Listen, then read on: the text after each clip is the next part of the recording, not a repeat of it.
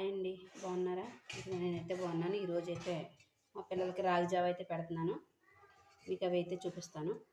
ఇలా గిన్నెలో అయితే వాటర్ పెట్టుకుందాం. మరొక గిన్నెలో కొన్ని వాటర్ పెట్టుకుందాం. ఇందులో పిండి వేసి కలుపుకుందాం. పిండి ఇలాగా గడ్డలన్నీ ఏమీ లేకుండా కలిపేసుకుందాం.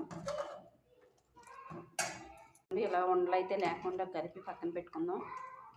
ఇదిగోండి, నీళ్ళు అయితే ఇలా కాగిన తర్వాత మనం ఈ పిండిని అయితే పోసేసుకొని జావ తీసుకున్నాం.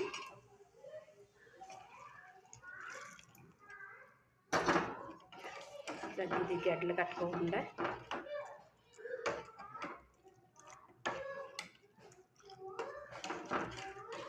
ఇది జావ పిల్లలకైతే చాలా మంచిదండి. వాళ్ళ ఎముకలకి చాలా బలం అండి ఇది రాగి జావ. మీరు కూడా మీ పిల్లలకి ఇలా కాచివ్వండి. వాళ్ళు ఫస్ట్ అయితే ఇష్టపడరు, కానీ కొంచెం కొంచెం అలవాటు చేయండి. ఇదిగోండి, జావ అయితే రెడీ అయింది. ఇప్పుడు బెల్లం వేసుకుని మనం దించేసుకుందాం. బెల్లం అండి, ఆర్గానిక్ బెల్లం. ఇది పిల్లలకు చాలా మంచిది.